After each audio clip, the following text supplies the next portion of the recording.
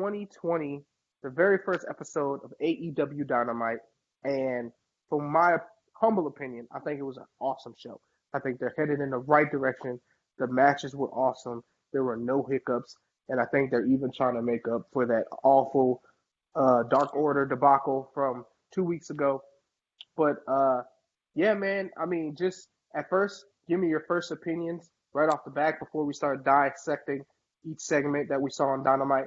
What did you guys think as far as the first show of 2020 and the new direction that they're going to go in? We'll start with James. So I think I'm going to name, I got to be that guy. I'm going to name two big things that I loved, and I'm going to name two things that I saw that were like, eh. So, one, I like how they brought Taz on. Now, I don't know if Taz is going to be temporarily. I'm hoping not. I always did enjoy Taz on commentary, so I really do love how they brought him on. Hopefully he sticks around and it's not just a quick thing. The other thing that I liked was, the overall show. Out of 10 stars, I'll give it a strong 9.5. Reason why I'm giving it a half is because this is one of the things that I didn't really like. They have to utilize their space. For the past few shows, it seems like the ring is getting closer and closer to the attendance. And that could cause an issue. That could cause an injury. That can cause your wrestler smacking the barricade. That can cause somebody in the first row getting injured, and then you're gonna have a lawsuit. And you don't really want a lawsuit being the new kids on the block. And Steven's probably gonna laugh at this because I fought him down. I mean, I really fought him down about this, but I finally see what he saw before she won the title. They need to take the strap off of Rio ASAP. Yeah, totally agree. And I know why. I know why. To add to your point, at first it was cute. I would like to call that the honeymoon phase. But now that honeymoon phase is gone, your pussy is gone, it's done, your walls are gone. It's time for you to give it up. And bro, let me real quick. Let me interject real quick. Pissed me off for the first time by letting us see that she may lose the title tonight just for her to retain it. Nah. So hold on. So let me interject on that. That is actually one of the problems I had with tonight's. I would go as far as saying I give it a 8 out of 10. And some of the problems that I saw was, so that women's match, originally, the match was supposed to be Riho versus Chris Statlander. She's the number one contender. But she fucking had a commitment for a promotion called Bar Wrestling. And she, to her point, she decided to honor that commitment, which, okay, good on you, because sometimes we forget the little guy, right? But you fucking pass on an AEW women's title match to go wrestle for Bar Wrestling when you could have easily rescheduled. That's number one. Number two, the solution that they came up with, having this fatal four-way, we knew the outcome. We knew Riho was going to retain because next week, January 8th in Mississippi, Chris Statlander is getting her title match. So we wasn't expecting for them to change the title to change hands tonight and then go ahead and change the title next week. I mean, it would have been, but that would have been making your belt look unimportant. I mean, how often do we get on WWE for shit like that? So I'm glad they didn't do it. But at the same time, booking a title match and then booking another title match back-to-back weeks, we know the outcome, right? So that kind of fucked it up for me, number one. Number two, what you said about using their space, this was the same arena that they did Fyter Fest in, and it looked amazing on pay-per-view. And to your point, it did look smaller for some reason. Like, I remember watching Fyter Fest, and I was like, bro, because it's a unique setup. You know what I mean? So it looked amazing. And it didn't quite look the same on Dynamite tonight. But other than that, I mean, like I said, the matches were dope. I think some of the things they're doing as far as pairing Cody with Arn Anderson is brilliant. Um, they're starting to get a little more into storytelling. I do want them to find a music composer. I feel like they need someone to develop some theme songs for them because part of the experience, bro, of your favorite wrestler coming out is hearing that music, right? And when you hear it, you know it's that person, and you just get lit because it's like, oh shit, right? So, but they don't really have that because a lot of their shit sounds the same. So you kind of have to listen for a minute before you're like, oh okay. You know what I mean? And it kind of takes the excitement out of it. So like, but other than that, man, I think it was dope. I think the John Moxley Inner Circle things are dope. I think Sammy Guevara has a really bright 2020 coming up. I love that kid, man. His promo work is dope. His attitude is dope. His ring ability is awesome. Tonight on Christopher Daniels was like, whoa. Yeah, and I mean that's a matchup. That's a matchup we haven't really seen. CD versus Guevara. That should be one hell of a match. But I felt a sense of renewal in AEW tonight. I felt that they really are going to try going forward, and I cannot wait to that crop of talent that are becoming free agents. I can't wait to see what AEW does as far as signing some of those guys. One of the things I loved about the women's division tonight was, are we beginning to see a little character development for Britt Baker? I hope so. I liked what she did. That's what made me feel like it's time for Rio to get the belt taken away because she had nothing to say, and it's probably because she can't speak English. It's not that right. I was about to say she probably had something to say, but she couldn't say it. Right. And I mean, when you're trying to sell your brand, bro, you need somebody that could speak up for it. You know what I mean? I mean, that's not to be like racist or anything, but even her translator, when he translated it, I guess it kind of got lost in translation because it didn't come off like it needed to. You know what I mean? Right. But Britt Baker, I loved what she did tonight, and I hope that aggressiveness starts building up for her because they need a face, man. And if they could build up Britt Baker properly and start using Brie Priestley when her stuff with Stardom is done, and maybe get a Tessa Blanchard, that's a three-headed monster that you can use to develop your women's division. But other than that, man, I think the show was dope. That's just my initial reaction. Chris, what about you, man? Well, first, before I go ahead and say what's really on my mind, Chris Thomas said two things. One, their women's champ needs to be replaced, like James said. Two, the Dark Order leader needs to be revealed, or will be revealed as the villain Marty. Bro, I was thinking that. I swear I was thinking that. For all his friends leaving. Yeah. I swear I was thinking that. Then Eric said that the idea of the Fatal 4-Way made no sense. It's all the people that have lost to Rio. Baker barely won a match. And then he also said that the other was suspended and came out to a title match made no sense. Then he also said, I don't see why our Anderson is necessary for Cody. I totally understand that one, bro.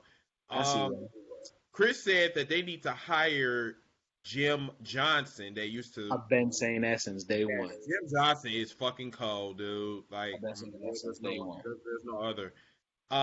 Then Eric said that it's also still odd for Cody to be even there because of what he is even fighting. What is he even fighting for? He can't go out to a title. He can't even do a title. So, what's the point of him being out there, especially with a manager? Because I feel like they're definitely, for one, they're gonna find a way around that. There's no way you're gonna keep Cody out of the title picture, and I think that's what Arn Anderson is going to have a lot to do with. They're going to find some kind of loophole. I think maybe the next feud for Cody after this with MJF is probably going to be Shawn Spears. I could see that. That's what I was saying because they had a few good matches together. Sean has Tully Blanchard for his manager, so that's why it makes sense for Arn to be Cody's manager. You got half of the Four Horsemen right there with the nostalgia that AEW is always showing us. So I think it makes sense. Now, hopefully they can get around that loophole of him not fighting for the title, because I mean, if WWE can get away with doing a lot of stuff, I don't see why AEW can't get away with one thing that they did. So now I will say this. On my way home, I missed part of it because I was coming from Chicago. So at the last second, I decided just to, download the app or whatever, and I was watching a little bit of Darby Allin versus Cody Rhodes. I think that was one of the best matches of the night, from my understanding. Darby Allin, he is the future of the business. He really is. He is going to be the star. They just need a mid-Carter belt. I cannot explain that or say that as I can't explain that any more than that, bro. Like, it's just, that's what they should have did. If they're probably going to do it at Revolution. They need to like reveal that they're going to have a mid-Carter belt so they can keep, saying, like, the storylines flowing or whatever. That's the part that I wanted to see. All that other shit, with Chris Jericho, offering rides and KY jelly and all the 9 yards and shit. Like, I wasn't really interested in that shit. We already know what the end game is. It's gonna be Moxie versus Chris Jericho at Revolution. Bro, I'm not gonna lie to you though, bro. My mind knows that is fact, but watching those promos, it makes you bite a little bit. Like, is this dude really about to like join it? Because like you think about it, bro. Like Moxley and Jericho heading up a faction. That'd be one hell of a faction, bro. Especially with the talent that they have behind them. I wouldn't mind seeing them go either way. But I mean, dude, like you said, like someone in the comments said, that women's match made no sense. Have they even told us what this diamond ring is about? Like, no. I need, or was that just to give it to MJF so he could brag about having a $45,000? And everybody can go around and kiss it or whatever. I wouldn't want everybody kissing my ring because I don't know where their mouth been. You know what I'm saying? Like, I don't, it's just, I mean, I'm trying to be serious though, but I don't want everybody kissing my ring. Like, I don't know what you ate before you kissed my ring. I don't know. But the one thing that's very intriguing is the Elite, and Hangman Page is really starting to really catch my attention. I'm starting to see that turn to the darkness. I was about to say that too. I think he's about to especially toward the end, like the Elite was celebrating in the ring or whatever after that awesome ass tag team match. And it's like you've been seeing it like week after week after week that Hangman Page is really starting to get tired of the Elite. And he was, you know what I'm saying, like that darkness was really showing this evening. Is it me, or when we see the full Hangman Page heel turn, I see a little bit of edge in Hangman Page. Just a little bit. And I feel like when he goes full heel, that is when he'll begin to click. Because he has all the tools. It's just he's been pretty bland up until this point. Mm-hmm. But I think him turning heel and pushing for the world title after he does so is what's going to... First of all, I have a couple of things with AEW that I think they need to do. Let's backtrack a little bit. Because I heard that the rumor is that AEW is going to put in place an authoritative figure, right? And the rumor is that person is going to be Taz as the commissioner of AEW. And I welcome that idea because right now it's kind of just like, there's matches every week just kind of being made and shit's all over the place, right? I feel like with an authority figure that could drive some storylines further and give it more depth. That's number one. Number two, I feel like some of the things they need to do. Kenny Omega. Kenny Omega is a problem for me right now because he should be the John Cena, the AJ Styles of AEW, and he's not because I get what they're doing, but they're kind of watering him down and they haven't just let him unleash, in my opinion, to be what he should be. Yeah, this is another thing me and Flint was talking about today. I think the reason why they really water him down on purpose because they know how good he is, how really good he is. And because he is an executive, and if you have him winning matches and the AEW championship, you know how these fans are very sensitive and they are so quick. Hey, hold on. Because they are so quick to say, well, I mean, he is an executive. He is part of the elite. So why is he winning all of these matches? So it's damn if you do and damn if you don't. Let me tell you something. Shane McMahon was on my fucking television for 6 months on SmackDown. So I don't want to hear that motherfucker do not count, bro. I do not care about that.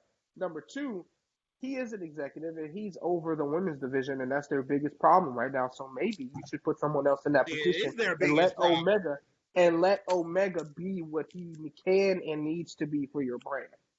But also, they got to be some type of balance too. You know what I'm saying? Because we don't want any type of backlash. Because you know, fans are so fucking sensitive. They use social media to spew out all types of venom, saying that we don't like this, we don't like that. So you have to treat, you know what I'm saying, Cody Rhodes, the Lucha Bros, the Young Bucks, and Kenny Omega accordingly. So you know I will say this. You put some too much, you're going to have backlash. And that's the problem. I will say this. You're absolutely right. There needs to be a balance. But I feel like AEW tips the scale too much to the liberal left, if you will. What I mean by that is they care about their fans so much that you're right. They will hear that and they'll scrap all the plans, and that's why they're booking the way they are. Mm-hmm. On the other side of the coin, you got WWE, who hears what we say and doesn't give a fuck. Like, they do not care. So I feel like in certain instances, AEW needs to adapt a little bit of that. Not totally, but sometimes you do know better than your fans, right? Like, that's just plain and simple. Sometimes that is the case. And I feel like that's the case with Kenny Omega. We've seen this guy in New Japan be the absolute star that he can be. Mm-hmm. We've seen him wrestle all over the world, and his just energy is off the charts. And let's be honest, they don't have a lot of big players to begin with. Why would you water down one of the only few guys that you have that can legitimately put asses in seats by himself? Like I said, 2019 was Chris Jericho and them. You know what I mean? Yes, we've had Cody. Yes, we had Kenny. Yes, we had Moxley. But Moxley's getting his freedom for right now, and now they're starting to push him in that main event title. But Omega needs to be the face. That is crucial. One of the crucial components of, I think, AEW being successful is having what we would call AEW originals, right? Mm-mm. Omega can be that guy, and it's just something that they need to address. That's a huge problem, and I think they will. But you got to establish your guys before this influx of new talent comes in, because then you'll just have a bunch of talent, and there's no clear cut who's who. You know what I mean? And I agree with you. It's just the problem. This is the problem when you try to do double duty. You're an executive and you are a wrestler. So fans are seeing that shit, and they're gonna say, what's that thing that Donald Trump is doing? Conflict of interest. So right there, that's the problem that we're having. You want Kenny Omega to be the big star, but then also he's an executive. He has a position of power that he can do whatever type of match that he wants. So already fans is looking at that and saying, well, he shouldn't be in that spot. If he's going to be in that spot, then he should be a wrestler. Well, first of all, Omega, you have to understand, like I said, fans, there's always going to be complaints somewhere, right? And you have to understand that, yes, he's an executive, but what exactly is he an executive over. He's an Doesn't matter. executive He's in a over. position of Now, power. hold on. Yeah, but he's an executive over the women's division, right? Which is why we got Riho as the women's champion. Conflict of interest. True, right? But you can't say, oh, Kenny Omega won the world title, so like he's an executive. Yeah, he's an executive, but that's like saying, okay, I'm the executive of making T-shirts, and I booked a match for myself to win the world title. You know what I'm saying? Like that doesn't make sense, bro. Like it's all separate. Yes, they collab, but even the other talent like Moxley has said, bro, when we have our meetings, it's not just the executives. It's literally like whoever shows up to the damn meeting, and we all throw ideas together and pick whatever sticks. That's it. That's how they operate. So fans are so finicky, bro. Like wrestling fans are worse than Dallas Cowboys fans, bro, and that's saying something. Because Cowboys fans are absolutely ridiculous. I just think that I think, and bro, like for real, like I think they need to do something, bro, because they're complaining about AEW, right?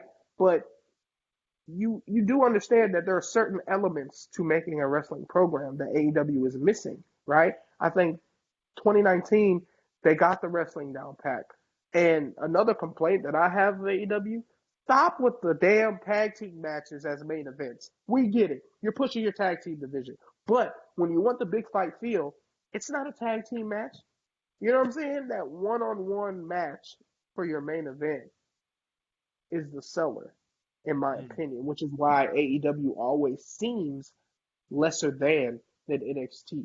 Yes, we understand that AEW has beaten them in the ratings. So for the smartasses saying, oh, but they beat them. No, listen to what I'm saying.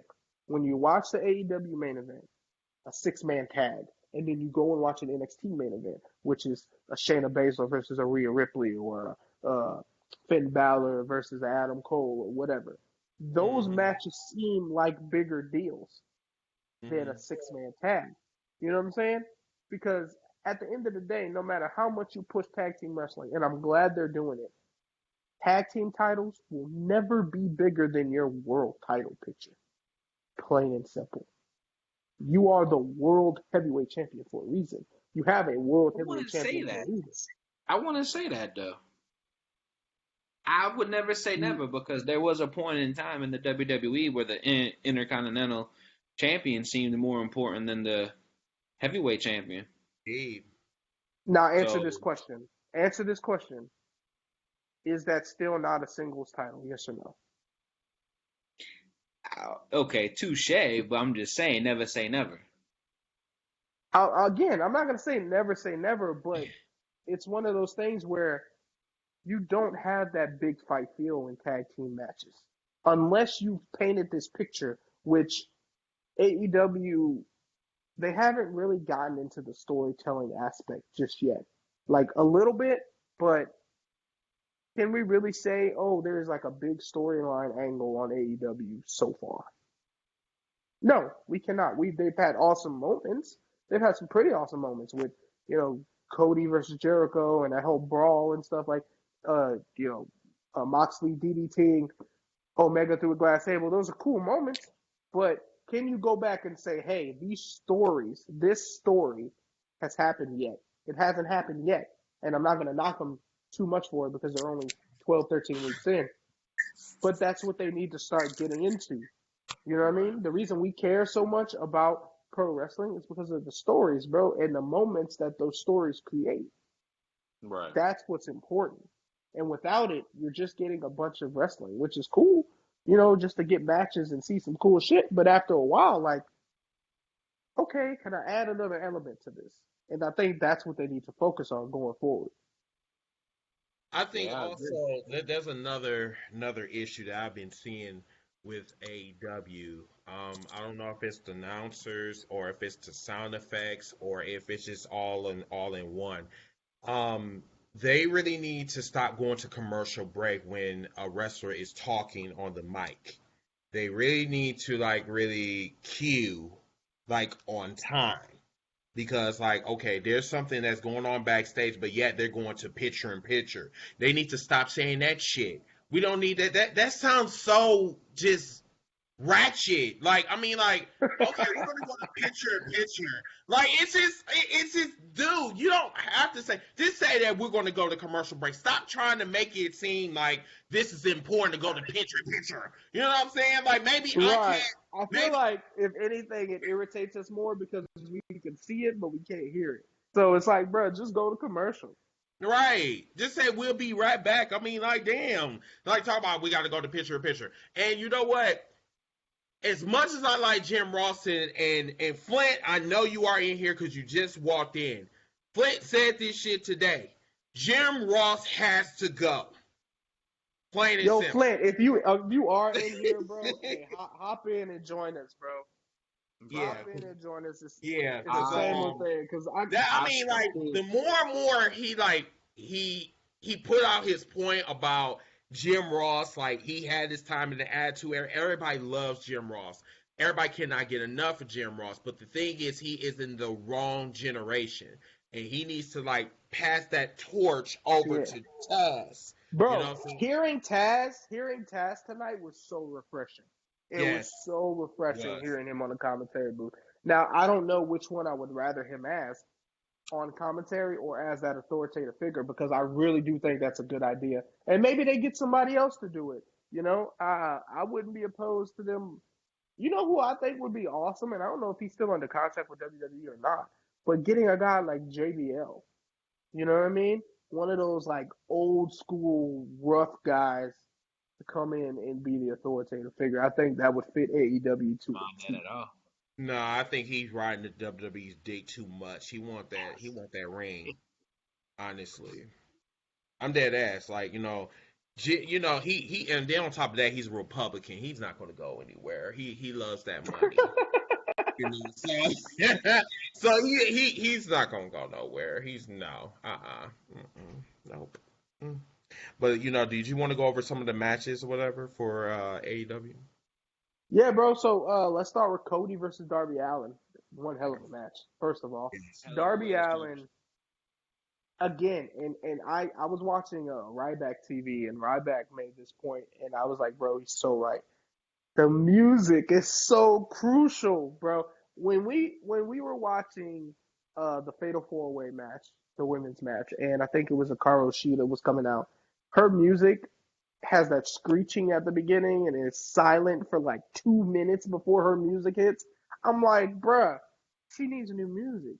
This kills, like, because the crowd is quiet. There's no real music. The announcers aren't really saying anything. And I'm just like, this hurts your program. You know what I mean? Like, bro, they got to do whatever they got to do. Send this guy an email, a bird signal, whatever to get Jim Johnson on the phone because they need better music. No, I agree. Definitely agree. Like I said, I came into the match, but I seen a little bit of it, and it was cold. I loved it. It's just a shame that Cody, again, much as I love Cody, but if you want to build up your guys, quote unquote, like we've been talking about, you're gonna have to give one of your guys a big W instead of keep letting him lose and taking the L. That's that balance that we need. Yeah, and John Moxley is becoming John Cena and shit. You know what I'm saying? And another thing that I wanted to say too, because I wanted to say this before we went ahead with the matches.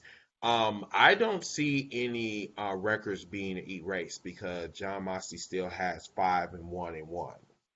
So okay. So what they explained is every year the records will be erased for that year. So this year in 2020 he's 1-0, but overall their overall record will stay, if that makes sense. So it's kind of like football. You know what I'm saying? Coaches, every year you start off 0-0 before you get that victory. But overall, your record is, I don't know, 86-75 as a head coach.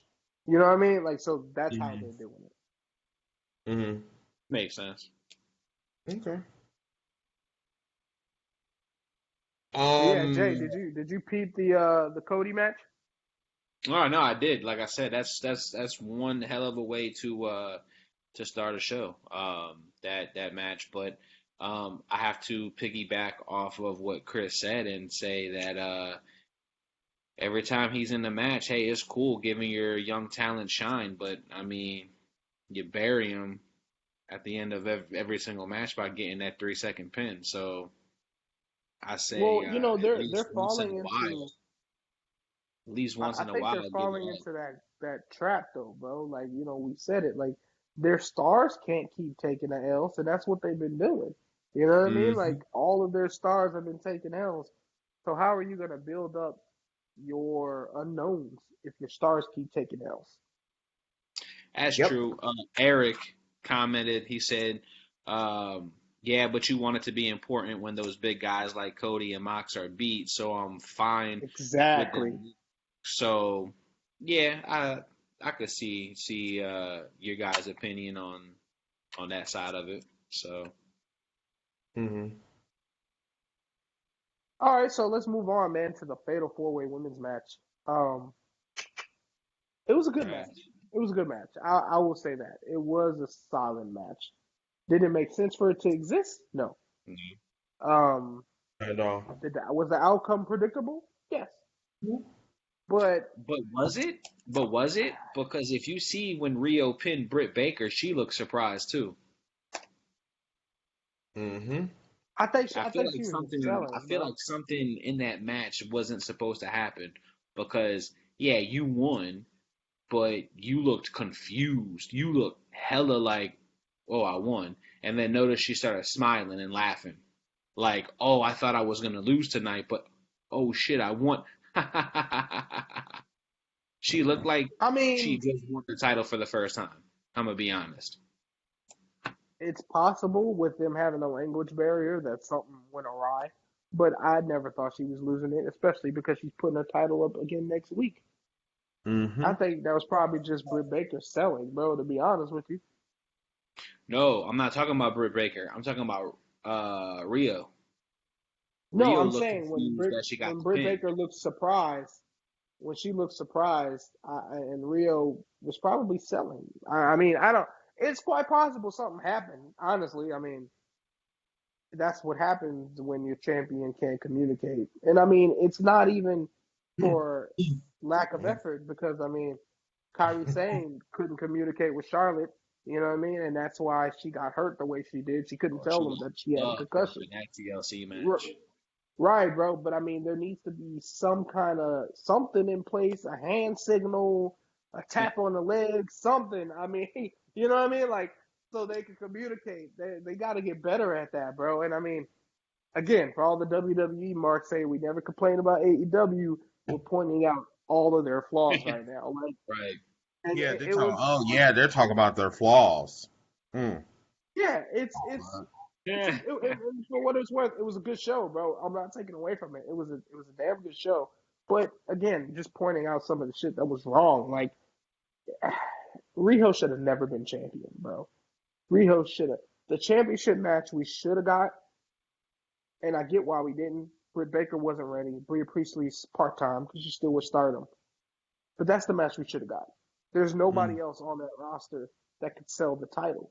And I mean, for the way that they've been booking the women's title anyway, with it barely being on Dynamite, who cares if Bria Priestley's not there every week? Because you're Mm. not really showcasing your women's division every week anyway. So And Mm. Rio's not I don't. always there. Right, exactly. That's my point. You know what I mean? Like, so it doesn't matter. She out there Brock Lesnar in it right now, and she damn sure don't deserve that. She You need to said Brock be Lesnar. like for real, bro. Like So bogus. she Mm. Like she ain't never there, bro. She shows up for a title match here or there. It's out. Like I don't know. I think it was a poor choice. You Super know, poor choice. and not to be disrespectful to Nia Rose, like I mean, I'm just not I don't want to seem like because how can I be homophobic and I am a homo? Um um she's like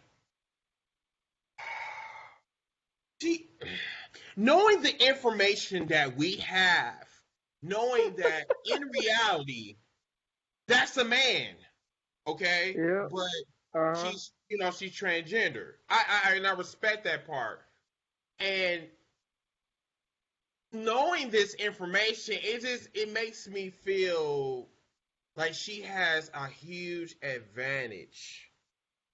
You know what I'm saying?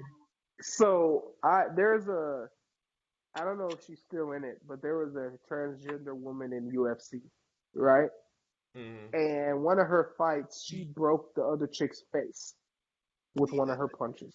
And that's what I'm talking about. Cause like I said, at the end of the day, you are not a woman. You're still a man. So no matter if you cut your wiener off or if you grow titties, like you still a man at the end of the day. It's in your genetic makeup. You know what I'm saying? Like you can't change that shit. And like every time I like see her in a match, like I just not cringe, but I just get a little worried because I'm just like, how the hell is she gonna pick up Rio? And like, cause like in reality, she can snap her in two. Like, Do you see how literally. small Rio is, bro? Yeah, Like, she's small the motherfucker, dude. Like, you know what I'm saying? Like, and then and like I said, I support Rose. I do. I support her 100%, and I'm what I'm saying, like I'm a big fan. But at the end of the day, like I get worried sometimes. I ain't gonna lie.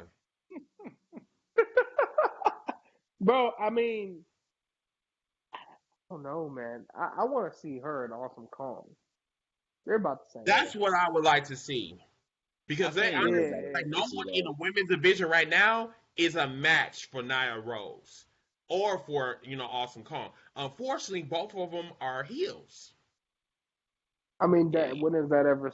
That's so what? Like, I mean, honestly, Awesome Kong hasn't had a match since she signed to AEW, bro. She just been cutting all bitches' hair. Like, I don't get it. I do not get it. Why are you here? I don't even know what to say because it's confusing. Like, you're just here showing up, taking little snippets of hair, and that's it. When are we gonna get a wrestling match? I thought we would get one at not full gear, at Revolution, but they are not even building up towards anything yet. And that's what I said. Like I just as much as cute Rio is, it's just I'm not really feeling her anymore. Like it's just like you have no character at all. You come up there and say, that type of shit. And like I'm like that's not honey. That's not English. That's sign language. That's that thing. And like when she wins her titles, that type of shit. Like, can you like say hi, in somewhat English? And then today she was backstage and like Becker's just going off on her, and she just like Facts. I'm just like, why do you got that stupid like stuck on bitch look? Like slap her or something, you know what I'm saying? Then the poor translator, like he's lost. Like I'm like, oh my god. Okay, let's go on to the next. And that's what made me feel like, whoa, we need a new women's champion because not only are you lost, your translator is lost, and all you have to say. I'm just like, and the motherfucker. At least he knows how to say baby oil in English. Rio don't even know how to even do that. She's doing this. That I'm ready for her to lose that title. I'm so serious. She been ever since like she won that title in October. It's like something about her makes my dick itch.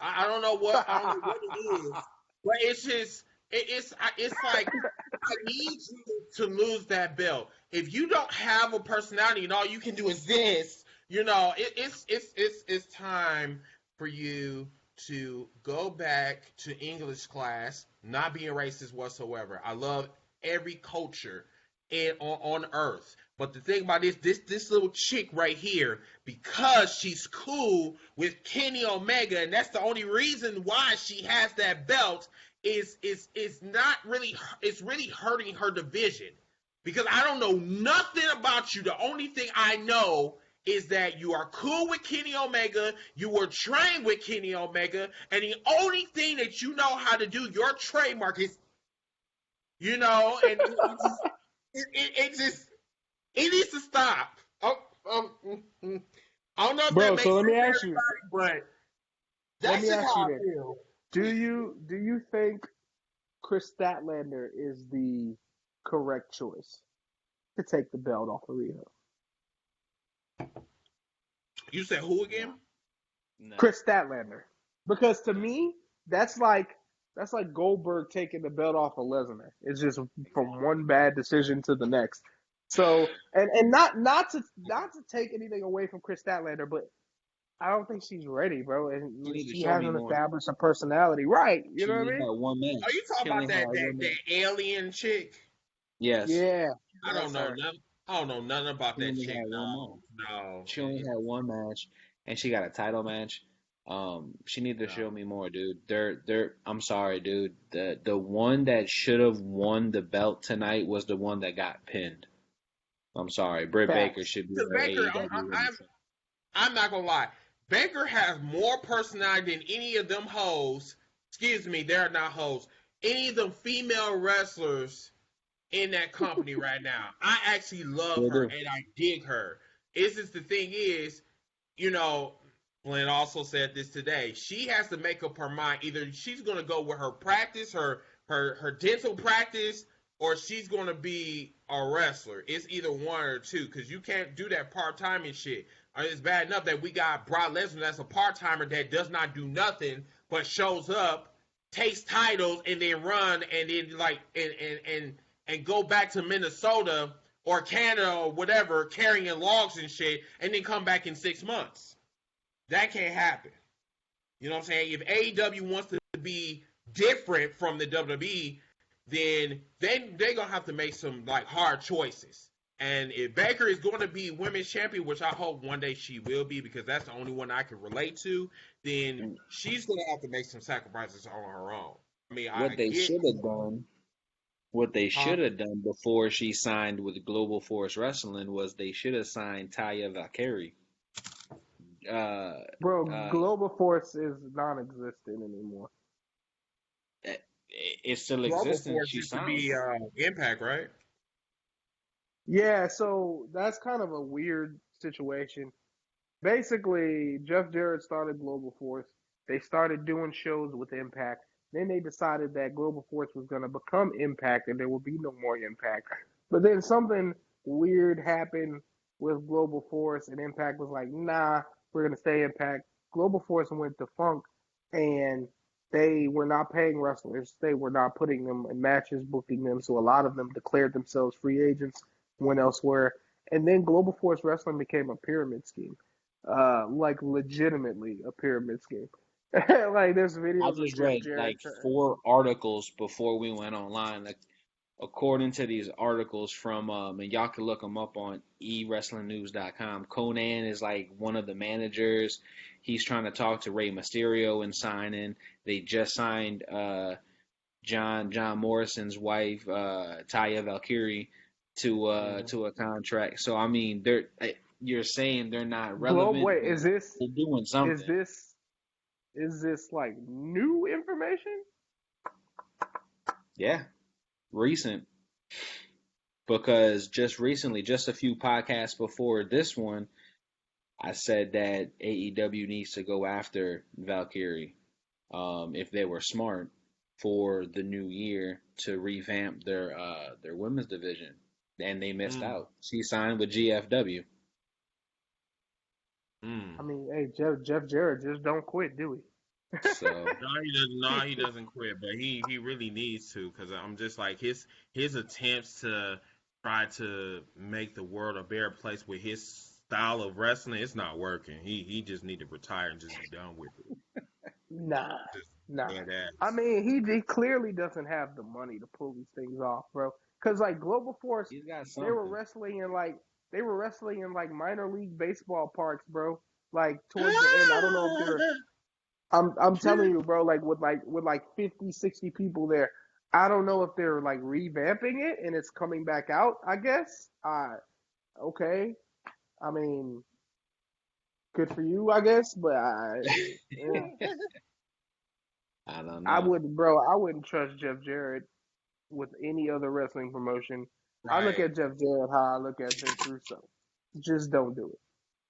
Damn. How you feel? Speaking of Vince Russo, did you see what this clown put on Twitter about AEW? No. He was on Twitter and he added Tony Khan and Cody and said that he would offer his services to AEW to make AEW's product better. And he said he's not looking for a job, but he is giving them his opinion and what he thinks could make it better. And they had 2 days. I think the deadline was December 31st to answer him, to get back at him before the offer expires. You know what? I'm gonna tell you that that was dead on the delivery. The minute he opened up his mouth about some damn offer, that was already done. Number one, let me tell you something about Vince Russo.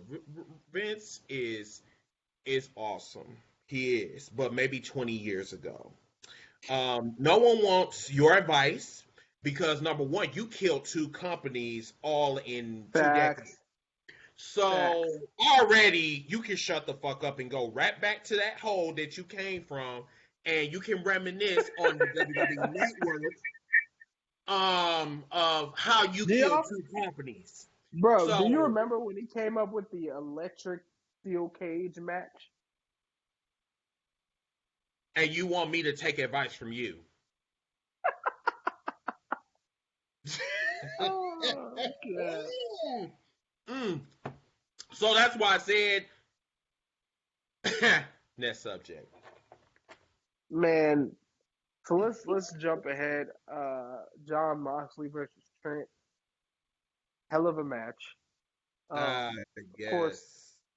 course, Moxley went over. I thought it was hilarious when Orange Cassidy got in the ring and put his hands in his pockets, and Moxley did the same thing, and the crowd lost their shit. Like, Orange Cassidy, bro, without ever wrestling a match, is probably one of the most over things in all of wrestling right now, and it's amazing what gets over. You know what I mean? Like, I was hyped. I was like, oh shit, it's Orange Cassidy. And I don't even know why. Like, I know this guy can wrestle, but he doesn't do anything but, like, pretend like he's gonna kick you, and everybody loses their minds over it. And I just can't put my finger on it, bro. But it's awesome. Yeah, I think there's something special with Trent. Trent is really, really good. I mean, like them boots, he really needs to find some boots because I don't know if I should say is he part of Best Friends or if he's Dolph Ziggler's twin. I don't really know. But I mean, he's from isn't he from Long Island, like Zack Ryder and Jesus. Long Island, New York. Bro, but, I mean, he's a guy that can benefit greatly from a mid-card title. Definitely. As good as he is, he really do not need to be part of a tag team. Even though I love Best Friends and I love their theme, that's what I'm saying. Like whoever came up with that theme, like Best Friends, I love it. I really do. But Trent is really starting to grow on me as a singles competitor. I really don't. Now, Best Friends, as far as like in the rankings, they're 4th place, which is cool. But at the same time, Trent is really, he's really getting some momentum. That's until tonight, lost to Jon Moxley. That's unfortunate, but whatever. He's the John Cena right now in AEW. So anyone that wrestles him basically is going to be buried, and then they're going to go all the way back down to the bottom of the rankings. I mean, but that's how it should be, though. You know what I mean? You don't really? sign Moxley and then make him. You don't, again, because they don't have a lot of guys. You don't sign Moxley and make him take a bunch of L's. Oh, but you talk about that you want to build up your guys, but then your guys are being trashed by the same person that. I wouldn't even call him the cancer of AEW. I wouldn't even call him that. I wouldn't even go there because what they're trying to do is they're trying to build up Jon Moxley as this unstoppable force. I totally get it. They're trying to make him the face, but at the same time, your new guys really need to be built up. Some of them are built up, and some of them is just like they're still looking for that win. Well, see, Jungle Boy, but I mean, AEW, bro, they don't have the luxury of putting new guys in the rings with stars because it's that old dilemma that we've been talking about. In AEW's case, I think they have to just put the new guys in the ring with other new guys and let them go at it and try to get them over that way because you can't make your stars lose because then they're not stars anymore. You know what I'm saying? And then who are you going to use to build up your guys? They are trying to build everyone, and I think they need to select maybe 3 guys and build them up that way. You know what I mean? So that way, I would do 3. You can't build up everybody. Someone will have to be sacrificed. Yeah, I mean, and if I'm looking at it, I'm thinking maybe like MJF, Sammy Guevara, and Trent could be a third. You know, because I mean, guys like Ray Phoenix and Pentagon could be solo stars, but you're selling them in the tag division right now, so we're not going to count them. But those 3 guys are the guys I think that you should be building up. And once they get to a certain level, then you can start focusing on other guys like your Luchasauruses and you know what I mean? Like Jake Hager still hasn't had a match yet. And I mean, he could be a top mid-card guy for them. But right now, he's just bullying people. Yeah, that's all he's doing. And I'm really getting tired of him and that Dennis the Menace haircut. Like, they're looking like a Chucky. I'm like really getting tired of that shit. Like, dude, like when are you going to wrestle? Like, I mean, I'm assuming your MMA, like, what I'm saying, like matches probably sometime in what? Is it in February or January? I mean, I don't know. I thought it passed. I think it's this. Well, he had one. I think he has another one. I think it's this month. Now we do have a question from Chris Thomas. He said, "What do you guys think about MJF meant by whipping Cody's bare ass strap match? Maybe." I don't think it's a match. I think he just. I don't think it's like a match either. Bro, I think it's something like Vince McMahon Kiss My Ass Club type stuff. Like he just wants to embarrass him. Yeah, so now remind you that's part of a stipulation or whatever. That's not an actual match. He just said that he wants to get him on national television and just whip his ass like 10 times. Like 10 times. Like literally, he's basically saying, "I want to torture you before we get to this match in February." I do like shades gray in this bitch. Yeah, I do like the announcement of the first AEW steel cage match between Wardlow and Cody.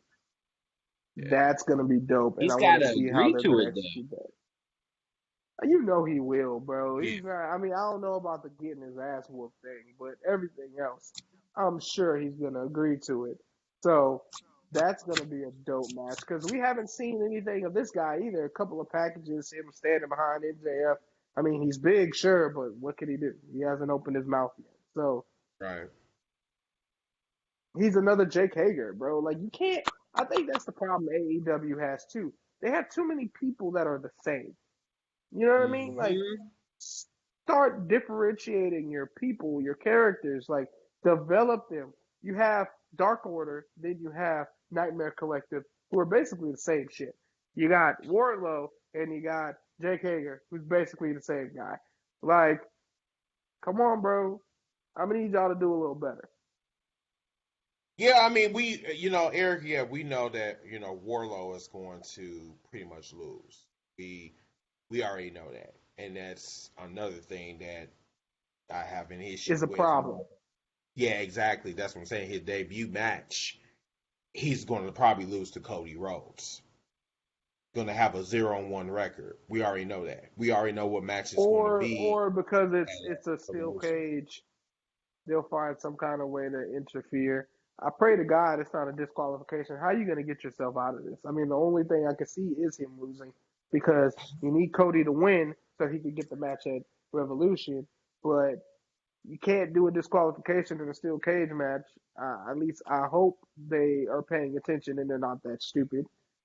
Well, bro, So I'm gonna like just say this to you. I mean, this is not Hell in a Cell where matches are won by disqualification. I mean, Whatever, I hope not. whatever. We gonna find out. Yes, Right. definitely gonna find out. But yeah, John Moxley and Trent, that was really a good match. It's just too bad that Trent lost, but whatever. So yeah, Yeah. man. Last thing on the card, bro, was that 6-man tag, the Elite versus Pentagon Phoenix and the Bastard Pac. What did I y'all think liked about it. That match was fire, dude. Like The fire. only thing that I really drew my interest was the whole Hangman Adam Page not wanting to go down in the ring and celebrate with him. We were just talking about Hangman a few podcasts ago. I think he can have what it takes to be AEW champion, and if they play the cards right and actually turn him, he could do it sooner than later. I feel like this will be the predictable thing. AEW's never been predictable, but have Hangman cost the Elite, have Hangman cost Kenny Omega the tag team match next week, to kind of spark it. But like I said, as predictable, if we were talking about WWE, it would definitely be done just like that. This is AEW, so they may do something even more spectacular. I just hope that that wasn't nothing and it was something, and they bite off of that and give us a good turn, because that's a story that could definitely set AEW apart from NXT, finally having a good, strong story on top of a huge, huge turn. So guess we can find out. My thing is like, yeah, I just too many flips and turns and rotating and F5s and DDTs and shit. You know, I mean, as much as I love to see, you know, what I'm saying all. You got your Lucha Bros, the Elite, and Pac. I love them. I do. I love them. But it's like I'm seeing the same thing that I seen last week. Can you do something different? Like straight up, but whatever. But I mean, but that's I did love it. But I will say this though. I'm praying in the next 6 months I don't get bored of AEW. I think that's my biggest fear with AEW. Yeah. Now, folks is asked, they saying like, Chris, okay, if AEW doesn't work out, are you going to go back to the WWE? No, because I'm gonna say the same thing that I said last week. If AEW does fail, I'm going to still shit on the WWE. Just because you are riding the WWE's dick does not mean I'm going to do the same. You know what I'm saying? You can do that all day long, but I'm going to tell you like this. You can't say that this is the greatest company in the world when they take somebody like Liv Morgan and just make her into complete trash and make her a damn lesbian that eats pussy. That doesn't work that way. And I'm hoping that AEW does not go in that direction that the WWE's going in. I want them to be successful, but I'm not going to lie to you, gentlemen. I'm not going to lie to everyone that's watching right now. AEW is slowly becoming boring with the same shit over and over and over again. I'm just like, dude, if you want to keep my attention, I suggest you either get new wrestlers or change up your shit. Right. I will say this though. I'm gonna piggyback on what you're saying, because I totally 100%, 110% agree. But I gave WWE the benefit of the doubt, and fuck, I still do. Y'all know that. So I feel like if I could keep giving WWE the benefit of the doubt, I could do it for a little bit with AEW. Probably, if not the same amount of time that I've been giving WWE the benefit of the doubt. Are they getting boring? Yes, but they still have those matches that excite me. So as long as they don't completely get boring and completely go down the path that WWE did, I think we'll be all right. I think they just need a few more tools to work with. I think that's the Absolutely. problem. You know what I mean? Once they start getting some, I mean, because they got a big roster, but it's basically a bunch of unknowns. You know what I mean? So once they start getting some more names in there, and I honestly think the summertime is going to be big for them. When the summertime strikes and they start bringing in these free agents and start shaping up things a little more, again, like what you said earlier, or what someone said in the comments, I really, bro, when I heard like that voice in the Dark Order vignette, and I'm like, oh, the leader hasn't been revealed yet, and I was like, Marty Scrolls. First thing that popped in my mind. I was like, that's probably what they're doing. And some of those guys are still masked. I could even see Luke. What's his name now? Luke Harper. What's I his new forgot his name? name. Uh, something hillbilly esque. I don't know. Yeah. But anyway, I can see I that. I can can see see that. him. I can see him being part of the Dark Order. Um, and that will bring a little more interest to that faction. But they also, again, get away from the tag team shit just a little bit. Like your whole Yeah, show can't be five definitely tag change team kind matches, of a build. women's match, and one singles match. Like Mm-hmm. I'm tired of that. Like if you're gonna build stars, you got to build them up as individuals. You know what I mean? You can build them up as tag teams, but it'll take a longer road than putting them out there by themselves. You know what I mean? So that's all I gotta say about that situation. I think they just need a little bit more time, a little bit more tools to work with, and I think they have the right mindset at least Oh to get yeah. themselves out of the hole. And I'm just going to say this before we call it. I love what AEW has done for the wrestling fans that we've been wanting something like this for a very long time. You know what I'm saying? It's just right now, I guess I'm getting to the point right now where I'm getting tired of wrestling. Just period. I guess I'm just that frustration is really starting to set in. I don't want to sound like a spoiled bitch. I really don't. I'm just like, I guess because I've been watching wrestling for a very long time and I've seen the climate change for, what I'm saying, from the Attitude Era to to the Ruthless Aggression era to the PG era and to now the AEW era. And it's like I'm not really digging the change. Now AEW comes in and they show us something different, but at the same time, they're they're working from the ground and they're working their way up. So it's gonna take time. So I guess when I was making my comments, whatever, like I didn't really mean what I was saying. I think I'm just frustrated at right now because like I really don't know how to make heads or tails on AEW. Like what I'm saying, like do they need bigger stars or do they need people that's like really experienced in the in the production? Because if you really look at it very very closely, AEW is lacking in areas that they really do not need to be lacking in. But Mm-hmm. then again, they are a new company that's really trying to see what works and what doesn't. So a lot of fans are like me is going to complain about the pettiest shit or whatever, you know what I'm saying? So, but just like what Jace was saying, I am going to give them a little bit more time. You know what I'm saying? I think they do deserve it. They created this company for us. So us as wrestling fans, we should at least give them the benefit of the doubt to give them more time. You know what I'm saying? Even though fans of this generation don't know what patience is, so that's why they're trash. But that's another subject for a different day. But yeah, Totally, totally agree with you, man.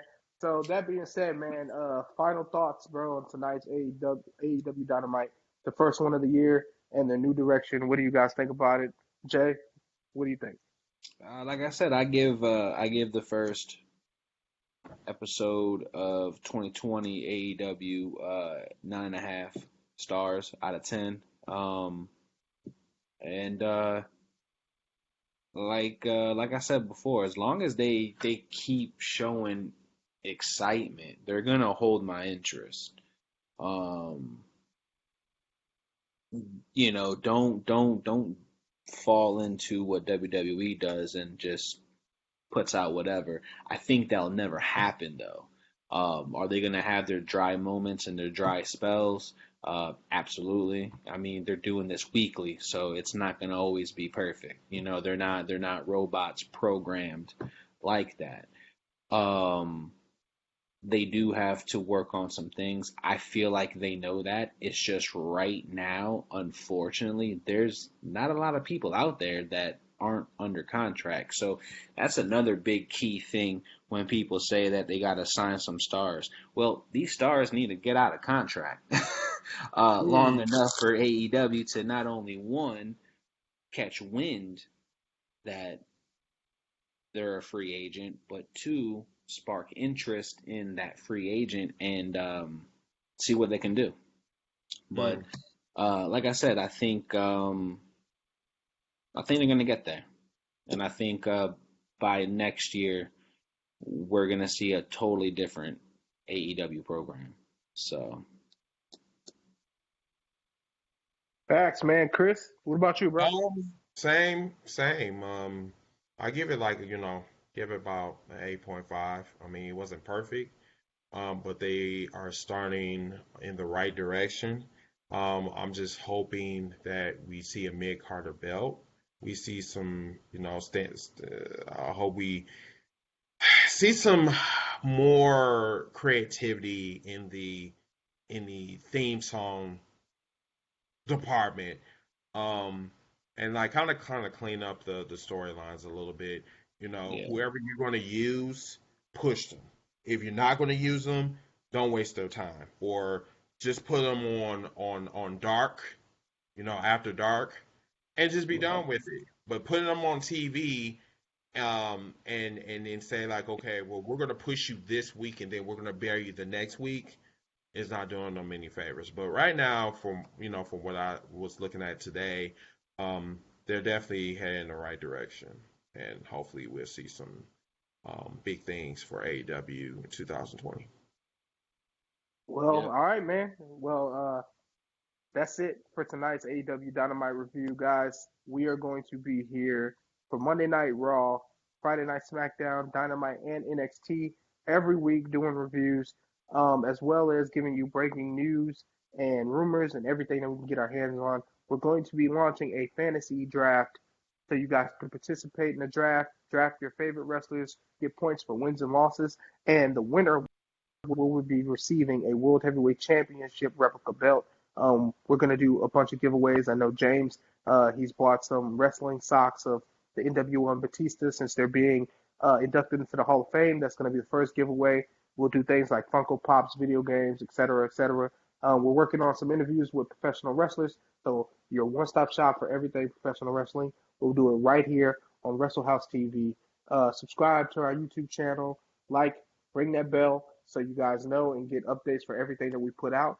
And thanks for the support, man. We're just getting started, but we promise you everything is going to get bigger and better as we go along.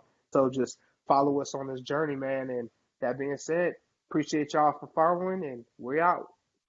Bye. Good night. Oh, and before we go, we will leave the link out for you guys, so stay tuned Yep. for that. Until then, peace.